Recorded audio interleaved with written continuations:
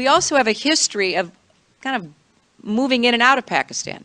I mean, let's remember here, the people we are fighting today, we funded 20 years ago.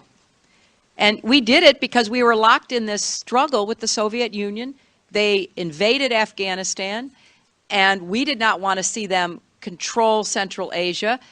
And we went to work. And it was President Reagan, in partnership with the Congress, led by Democrats, who said, you know what, sounds like a pretty good idea.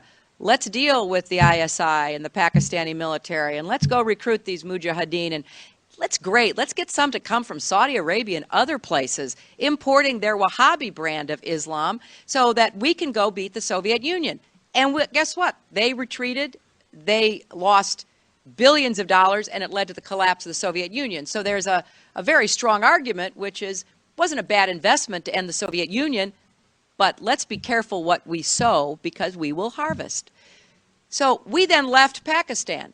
We said, okay, fine, you deal with the stingers that we've left all over your country. You deal with the mines that are along the border. And by the way, we don't want to have anything to do with you. In fact, we're sanctioning you.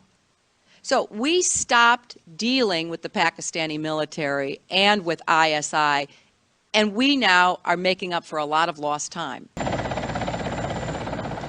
U.S. National Security Advisor Brzezinski flew to Pakistan to set about rallying resistance. He wanted to arm the Mujahideen without revealing America's role. On the Afghan border near the Khyber Pass, he urged the soldiers of God to redouble their efforts. We know of their deep belief in God, and we are confident that their struggle will succeed. You know, that land over there is yours. You'll go back to it one day because your fight will prevail and you'll have your homes and your mosques back again because your cause is right and God is on your side.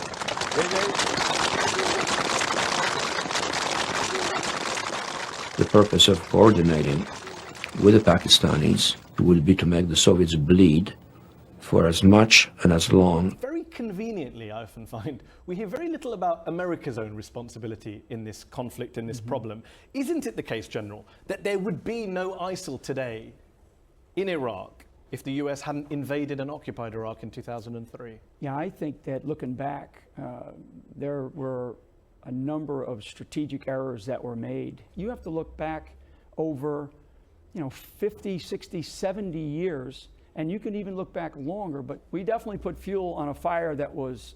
By invading some, and the behavior that had some embers there. Oh yeah, absolutely. I mean, there's no doubt. There's no doubt. I mean, when we, history will not be kind to the decisions that were made, certainly in 2003. And here's the thing, going into Iraq, definitely not. And not just with Iraq, obviously there's Syria. You're on record of saying the handling of Syria by this administration has been a mistake. Many people would argue that the US actually saw the rise of ISIL coming and turned a blind eye, or even encouraged it as a counterpoint to Assad. And a secret analysis by the agency you ran, the Defense Intelligence Agency, in August 2012 said, and I quote, "There is the possibility of establishing a declared or undeclared Salafist," it's not secret anymore, it was released under FOI. The quote is, "There is the possibility of establishing a declared or undeclared Salafist principality in eastern Syria, and this is exactly what the supporting powers to the opposition want in order to isolate the Syrian regime." The US saw the ISIL caliphate coming and did nothing. Yeah, I think that where we missed the point, I mean, where we totally blew it, I think, was in the very beginning. I mean, we're talking 4 years now into this effort in Syria. Most people won't even remember. It's only been a couple of years. The Free Syrian Army, that movement. I mean, where are they today? Al-Nusra, where are they today? And how much have they changed? When you don't get in and help somebody, they're going to find other means to achieve their goals. And I think right now what we have allowed is... Hold on, you were helping them in 2012. We've allowed this extremist... these extremist militants to come in. But why did you allow them to do that, General? You were in post. You were the head of the Defense Intelligence Agency. Well, those are policy. I took the liberty of printing out that document. Yeah. This is the memo I quoted from. Did you see this document in 2012? Was this come across your table? Yeah. I paid very close attention to all this. So when you saw this, did you not pick up a phone and saying, what on earth are we doing supporting these Syrian rebels? That kind of information is presented, and what did you do about it? Those become, I argued about it. Did you say we shouldn't be supporting these groups? I did. I mean, we argued about the different groups that were there, and we said, you know, who is it that is involved here? And I will tell you that I do believe that the intelligence was very clear. And now it's a matter of whether or not policy is going to be as clear and as defining and as precise as it needs to be, and I don't believe it was. Just on what you're saying, just to clarify here, you're saying today my understanding is you're saying we should have backed the rebels.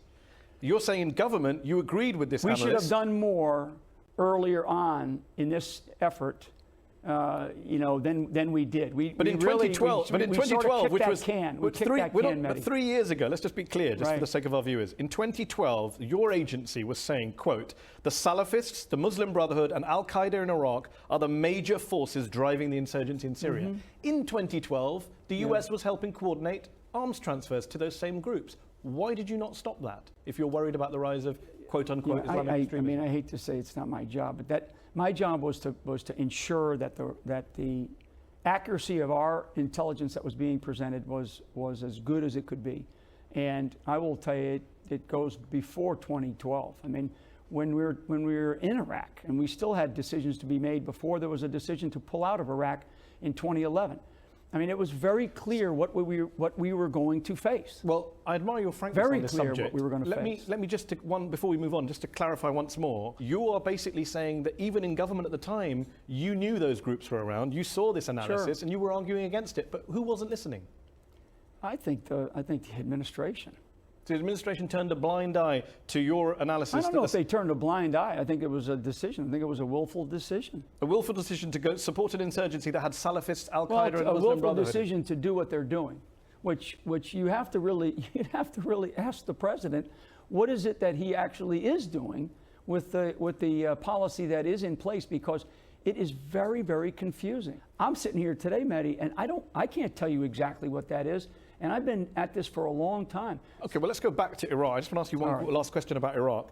Many would argue that the Iraq invasion was a recruiting sergeant for extremists and terrorists. You seem to have conceded partly that earlier on in this interview. You said that I think it was a strategic mistake. I think history will not be kind. But let me just get very specific on Iraq. US prisons in Iraq are believed to have helped radicalize thousands of young Iraqis who passed through them. Absolutely. Not just through torture, but through providing a recruiting ground, a meeting place, a training facility for the very same militants that the US is now bombing. I think 17 of the top 25 there's no doubt that the prison system that was the Iraqi prison system became,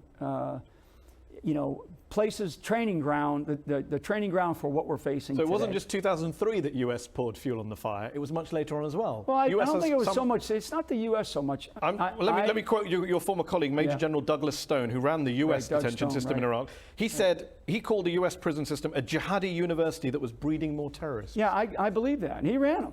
I believe that. So it's not just the Iraqis, as you just said, it's the Americans. I went down there, well, I mean, what we did was we allowed things to happen in those prisons and those detention facilities in Camp Cropper and Camp Bucca, to where guys like al-Baghdadi spawned, and others as well. And then when we turned those detention facilities over to Iraq, that became far worse because there was no standards in those prisons. They are targeted by the opposition, and we are arming. And training. The reason Russia came in is because ISIL was getting stronger. Daesh was threatening the possibility of going to Damascus and so forth. And that's why Russia came in, because they didn't want a Daesh government. And they supported Assad. And we know that this was growing. We were watching it. We saw that Daesh was growing in strength. And we thought Assad was threatened. We thought, however, we could probably manage, that Assad might then negotiate. Instead of negotiating, you got Assad. Now you got Putin to support him. So you think the only solution is for somebody to come in and get rid of Assad? Yes. That's the only solution. Yes. Who's that going to be? Who's going to do that? 3 years ago, I would say you, but right now I don't know. What we're trying to do is help Syrians to fight for their own country. And we've been spending a lot of money a lot of effort to try to help do this. So there's an opposition there. The opposition is doing very well. Russia came in. That's a problem, I know, because we don't behave like Russia. It's just a different standard. We're trying to empower Syrians to be able to fight against this guy. Now the Russians have changed the equation, unfortunately. By the legitimate regime, they were invited in, and we're not invited in. We're flying in airspace there, where they can turn on the air defense, and we have a very different scene. Mr. Roman, are you aware that we are sending $40 million a week to the Taliban? Yes, sir. Can you name other instances of foreign aid going to terrorist organizations? We have assisted al-Shabaab in Somalia. There's been instances of the Hamzi network in Sudan, Hamas, Islamic Jihad, Hezbollah, Kata'iba Hezbollah, Hayat Tahrir al-Shams in Syria. Dozens of terror organizations have received indirect assistance from U.S. foreign aid. There. Let's use Gaza as our case study. $2.1 billion in American taxpayers' money to Gaza since October 7th when Hamas invaded southern Israel. USAID money was going in terms of an emergency use authorization to try to go to parties that USAID formerly had a relationship with in the Gaza Strip.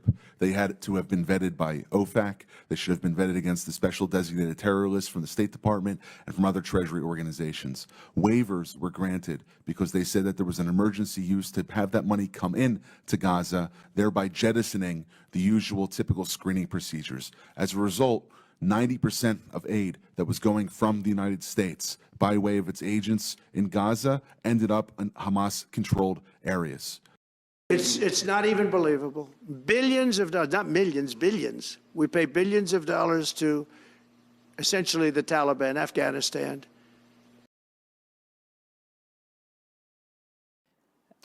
Senator, as someone who enlisted in the military specifically because of Al-Qaeda's terrorist attack on 9/11 and committing myself and my life to doing what I could to defeat these terrorists, it was shocking and a betrayal to me and every person who was killed on 9/11, their families and my brothers and sisters in uniform.